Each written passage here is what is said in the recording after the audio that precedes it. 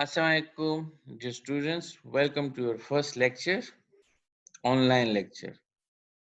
वैसे तो ये 6th या 7th लेक्चर है, लेकिन ऑनलाइन जो फर्स्ट लेक्चर है। आज हमने टॉपिक कवर करना है इक्विवेलेंस रिलेशन का। जो दो बच्चों ने 2 क्वेश्चन किए, उसको आखिर में या छोटी सी वीडियो में मैं आप लोगों को सेंड कर दूंगा। उसमें एक क्वेश्चन तो बाइजेक्शन मैपिंग के हवाले से है, तो वो तो मैं एड्रेस कर दूंगा, आप लोगों को उसका आंसर बता दूंगा। दूसरा क्वेश्चन जो है वो ट्रुथ टेबल के हवाले से है और लॉजिक के हवाले से है। वो हमारे फाइनल का हिस्सा है, तो वो मिड के बाद उस टॉपिक पे जाएंगे। लेकिन इससे पहले जिक्र करते हैं इक्विवेलेंस रिलेशन का। नया टॉपिक नहीं है, एफएससी में भी इक्विवेलेंस रिलेशन से आप लोग फेमिलियर है। रिलेशन हमने शुरू की क्लासों में डिस्कस किया था कि अगर आपके पास 2 सेट्स है और उनका आप कार्टेशियन प्रोडक्ट लो, तो कोई भी उसका सबसेट अगर आप कार्टेशियन प्रोडक्ट का उठाते हो तो वो रिलेशन कहलाता है। अब वो रिलेशन कुछ खास प्रॉपर्टी सेटिस्फाई करे तो वो फिर फंक्शन कहलाता है। लेकिन अब ये जो नया टॉपिक है वो है इक्विवेलेंस रिलेशन। तो इक्विवेलेंस रिलेशन में ये सपोज कर रहा हूँ, चलो आप लोगों को नहीं पता, अगर आप लोगों को बिल्कुल इक्विवेलेंस रिलेशन का आइडिया नहीं है तो मैं आप लोगों को कैसे समझा रहा हूँ समझाऊंगा।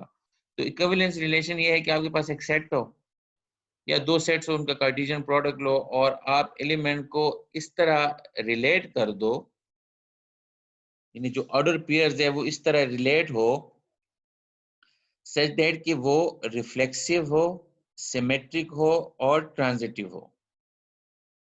आई रिपीट, रिफ्लेक्सिव हो, सिमेट्रिक हो और ट्रांजिटिव हो। अब ये रिफ्लेक्सिव होना, सिमेट्रिक होना और ट्रांजिटिव होने से क्या मुराद है, ये मैं आगे डिस्कस करने जा रहा हूं।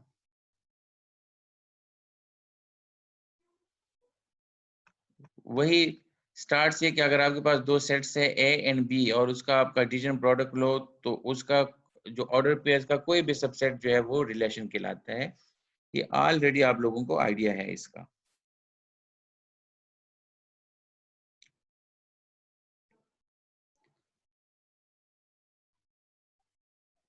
ये कुछ एग्जांपल्स है। फॉर अब इधर आ जाए, यही से मैं आप लोगों को जो 3 कॉन्सेप्ट्स हैं, यानी कि 3 डिफिनीशंस है, रिफ्लेक्सिव, सिमेट्रिक और ट्रांजिटिव।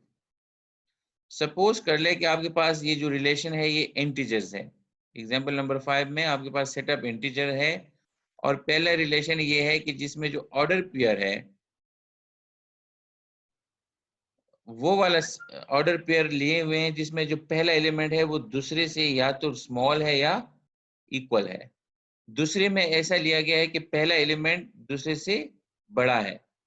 तीसरे में ऐसा लिया गया है कि ए या तो बी की इक्वल है या माइनस बी की इक्वल है।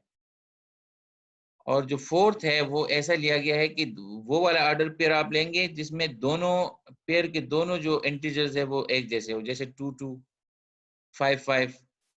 अच्छा, इससे जो पहले है इसमें आप कैसे लेते हो, ये ये एक दूसरे के ए बी की भी इक्वल हो और ए माइनस बी की भी इक्वल हो। तो ये कौन सा, ये कब पॉसिबल है, जब ए 0 हो, 0 0, यहाँ पे एक ही एलिमेंट आता है, एक ही ऑर्डर पेयर आता है, क्योंकि बाकी कोई ऐसा इंटीजर नहीं है जो जो माइनस अपने माइनस की इक्वल हो। 5 कभी -5 की इक्वल नहीं हो सकता। ठीक हो गया।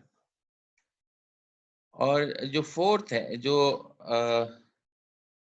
यानी कि फिफ्थ है, वो ये है कि ऑर्डर पेयर तब बनेगा अगर पहला दूसरे के साथ 1 प्लस करके बनता हो, जैसे 4 5, तो या सॉरी 5 4, तो 4 के साथ 1 आप ऐड करोगे तो 5 आता है, तो ये वाली रिलेशन है। तो ये सारे रिलेशंस हैं, ये आप लोगों को पहले से आइडिया है। अब हमने इसमें कॉन्सेप्ट सीखना है, जो डिफिनीशन सीखनी है वो है रिफ्लेक्सिव रिलेशन कौन सा है, सिमेट्रिक कौन सा है और ट्रांजिटिव कौन सा है। इसी एग्जांपल से हम सारा कुछ समझ लेते हैं। पहले बात करते हैं रिफ्लेक्सिव, यानी कि ऐसा रिलेशन जिसमें अ, हर एलिमेंट अपने आप से रिलेटेड हो, हर एलिमेंट अपने आप से रिलेटेड हो। तो इन सब में जो बज़ाहिर मुझे ये वाला नजर आ रहा है, ये रिफ्लेक्सिव है। यानी ए इक्वल टू ए होगा। अगर बी इज इक्वल है ए के तो बी असल में ए है। ये एक ऐसा रिलेशन है जिसमें हर नंबर अपने आप से रिलेटेड है, तो ये रिफ्लेक्सिव है। अगर कोई भी नंबर अपने आप से या कोई भी एलिमेंट का मैं यूज करता हूं क्योंकि जरूरी नहीं कि ये सेट इंटीजर्स हो या नंबर्स हो, लेकिन अगर आप यहां देखें ए इज ग्रेटर देन बी, तो यहां पे ये रिलेशन जो है ये रिफ्लेक्सिव नहीं है। कोई नंबर अपने आप से बड़ा नहीं हो सकता, हर नंबर अपने आप के इक्वल है तो रिफ्लेक्सिव है। लेकिन कोई नंबर जो है वो अपने आप से बड़ा नहीं हो सकता। 5 है तो 5 is can not be greater than 5, तो ये रिफ्लेक्सिव नहीं है। बाकी आप लोग देखें कि इन जो रिलेशंस है इनमें कौन सा जो है वो रिलेशन रिफ्लेक्सिव है या नहीं है। तो एक दो मैंने एग्जांपल दे दी, एक में एग्जांपल में रिफ्लेक्सिव है और दूसरे में रिफ्लेक्सिव नहीं है। अब आते हैं सिमेट्रिक में। सिमेट्रिक में क्या होता है कि आप दो एलिमेंट्स उठाते हो ए और बी।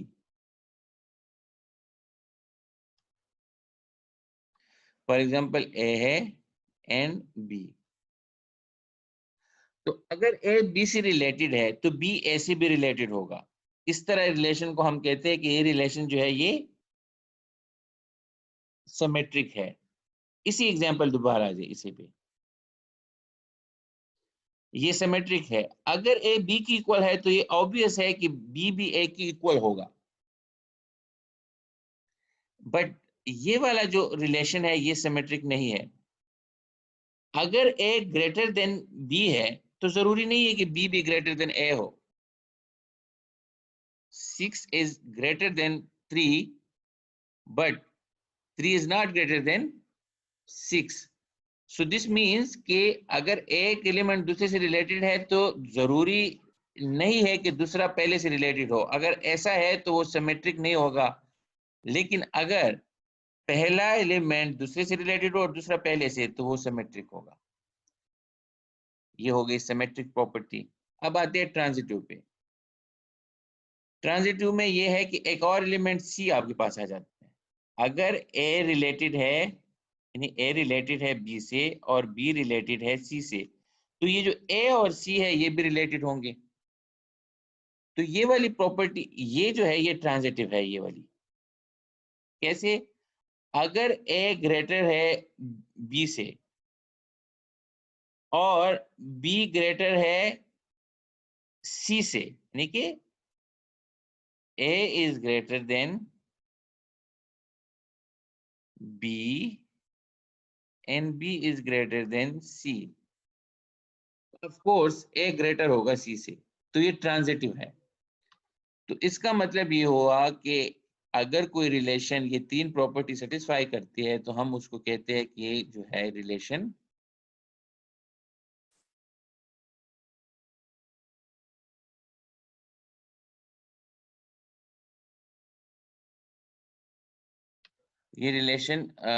इक्विवेलेंस रिलेशन कहलाता है।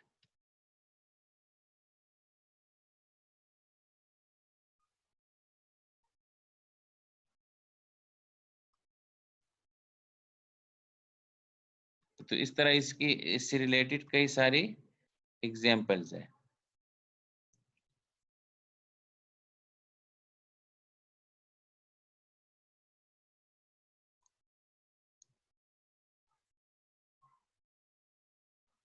इसमें हम ये भी एग्जांपल कर सकते हैं, बल्कि हमने शायद क्लास में भी डिस्कस किया था कि अगर हम सारे वो नंबर्स कलेक्ट कर दें जो थ्री पे डिविजिबल हो, सारे वो नंबर्स कलेक्ट कर दें जो 3 पे डिविजिबल हो, तो ये इक्विवेलेंस रिलेशन है। उस 3 पे डिविजिबल वाले एलिमेंट्स कौन से होंगे? 0 होगा, 3 होगा, 6 होगा, 9 होगा। तो ऐसे ये जो रिलेशन है ये इक्विवेलेंस रिलेशन है।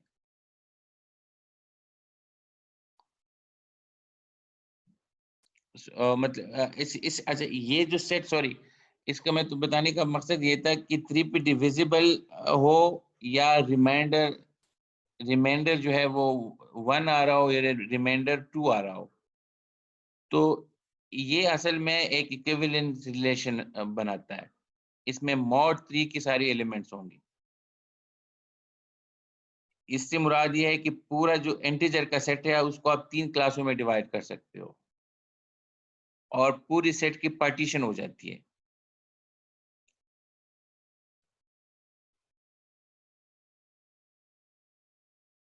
इसी तरह कई एग्जाम्पल है इसमें।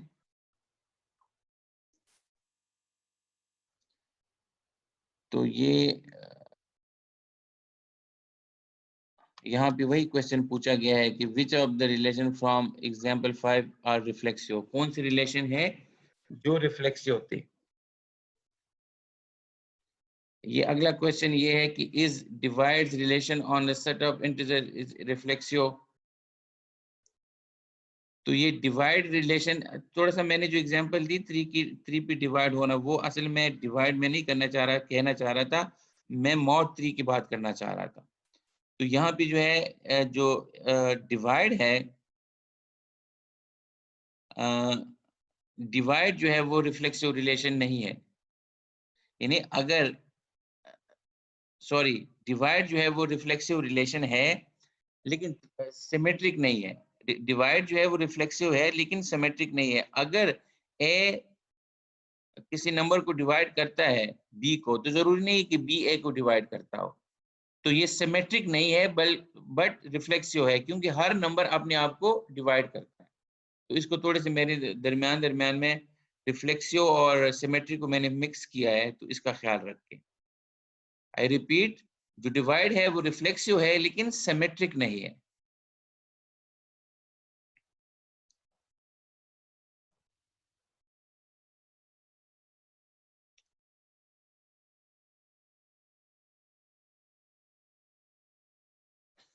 तो अगर कोई रिलेशन सिमेट्रिक ना हो तो फिर उसको हम कहते हैं कि वो एंटी सिमेट्रिक है।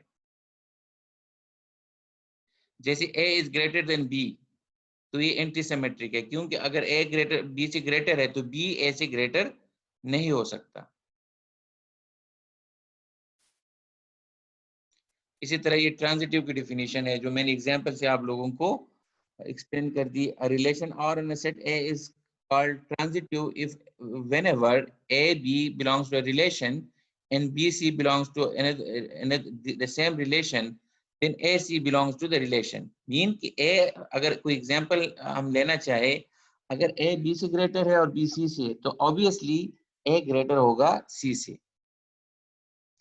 और इसी तरह यह ये हमने मैं पहले एक्सप्लेन कर चुका हूँ कि एग्जांपल नंबर 5 में कौन सी जो है वो ट्रांजिटिव है। तो एक आज मैंने एक्सप्लेन कर दिया, बाकी आप लोग खुद उसको देख लो।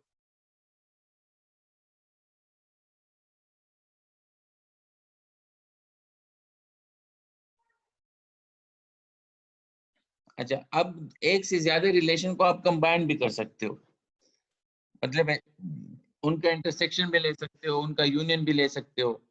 तो ये एग्जांपल नंबर 7 में ये बताया।